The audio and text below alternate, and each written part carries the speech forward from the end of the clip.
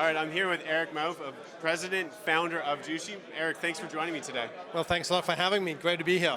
Excellent. So let's just start with a bit of an overview for investors who aren't familiar with Jushi. Can you just provide just a bit of a context of what you guys are focused on? Yeah, I think the best way to do that is to talk a little bit about how we created this company. Okay. So, we're four of us that were founders of Jushi. Yeah. Three of us came from a traditional investment banking, distressed background, and one of them, Dennis Arosnaut, was the president and founder of Organigram, so someone with real experience in the industry. Yeah. When we started looking at the US industry, there were like 3 or 4 big themes. The first theme was we viewed it as an industry that was short capital, was going to continue to be short capital, and was what we used to say was a distressed industry, it just didn't know it. Yeah. Now it's a distressed industry and it knows it. Yeah. So do investors. I'd say the second thing is we wanted to align better investors and operators. Yeah. We'd made a couple of investments over the prior 3 years. Yeah.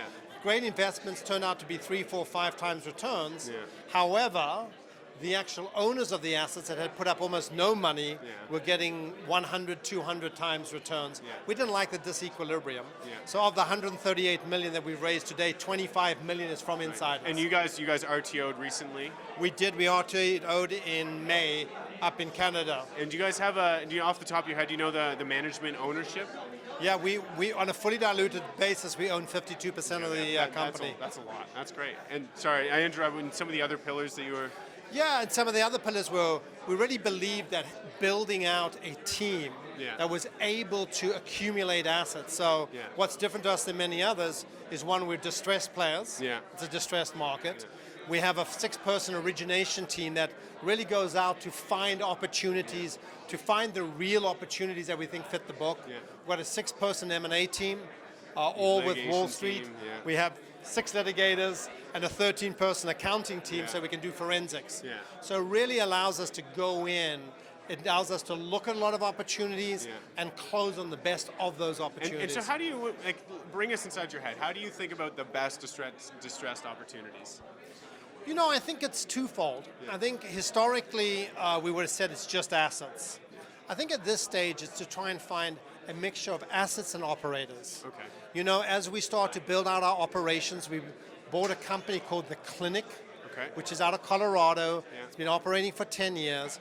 What we did is we didn't buy any of their operations, we bought their people. 15 of their top cultivator, their extracting people, their team that does applications, and then we own all of their IP, and we own all of their procedures and mechanisms. They are the operating side of the company. So now when we look at an opportunity, I think the ones we like the best are ones that are either completely broken, where we can go in, remove the management, and take over operations. Secondly, we like licenses that have been newly won, where they just don't have the capital to build out. We think you can accumulate those at like 0.3 to 0.5 times what we think projected revenues are. Or a really well-run business, really well-run from an operations perspective, but poorly run financially, where we can go in, bring the capital markets bring the experience. capital, bring the discipline, make sure we bring our risk management capabilities to that. Yeah, absolutely. And so, can you just give an overview of which states you're in now with some of the acquisitions you have made? Yeah, so we are one of the 5 licenses in Virginia. So Virginia is a new market. We start adult use, medical sales start Jan 1, 2020. So we're busy building that asset up. It's vertically integrated. Only 5 dispensaries throughout the whole state. Wow. Geographically done. We have 15 stores in Pennsylvania. So that's 10% of the Pennsylvania store count. We have hemp extraction and processing in New York. We have extraction and processing in Ohio. We have 2 operational stores in Illinois, part of a litigation settlement, so I can't go into that in too much detail. We have extraction, processing, and cultivation in Nevada, and then we have 4 stores that we have closed on in California in high-value locations, and another 4 under LOI.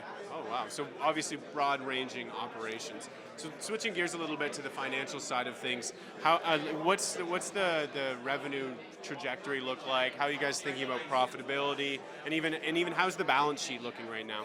Well, so the balance sheet is strong. We currently have over 50 million of cash and marketable securities. I'd say being a new company, we have only got 5 stores open, ramping to 25 by end of 2020. We have said to the market publicly that we expect to have a 50 million quarter in the fourth quarter of 2020. So 200 million run rate. So 200 run rate for the year. That will clearly be a ramp into it. And I think by 2021, just on the assets we have, we would be a profitable enterprise going into 2021. Excellent. We do adhere very stringently to 280E, which of course is a huge burden on our profitability. So I think the technical term is adjusted EBITDA. That's fair. No, I completely understand that. And so, final question: what's your favorite opportunity out there right now? Is there a company you're eyeing? Is there an opportunity you're sizing up in the markets? Well, I'm not going to tell you about who we're sizing up. There's an abundance of those. I will tell you, to us, the single greatest opportunity is California. Okay. We want to build a 20 to 30 portfolio of retail assets. We'd like to be the largest independent retail operator in California. We have a 6-person team just dedicated to California. We think it's the greatest opportunity.